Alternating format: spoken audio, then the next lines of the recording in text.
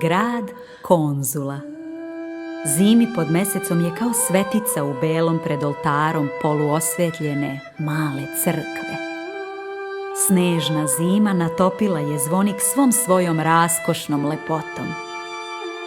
Pahulje veju i lebde u zraku poput belih leptira. Osvajaju pedalj po pedalj zemlje. Groznica se širi ledena po plećima belim širokog sokaka. Zvuk zvona zamrznutih odzvanja iz manastira i kočija i zazorno se razleže kroz park obeljen. Kroz uličicu kod zvončara i kod kovača. Preko drvenog pazara i žitnog pazara. Mast pazara i at pazara.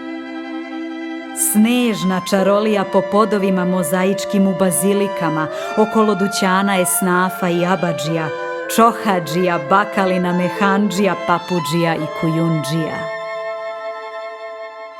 Monastiri, ukrašen svilenom maramom bisernom od 1000 eksponata kristalnih, od kojih samo oni na samom vrhu nataloženi bejahu izloženi za prodaju.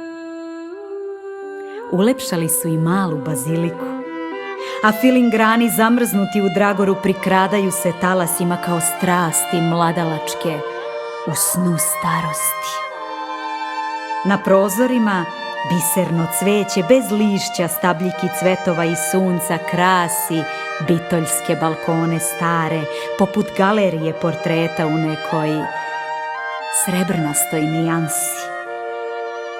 Udahnute su simpatije nove u snežno prostranstvo romantičnog tumbe kafea i monumentalne Herakleje. Pun mesec spustio se, a grad Konzula ostao je i dalje kao svetica u belom pred oltarom poluosvetljene male crkve.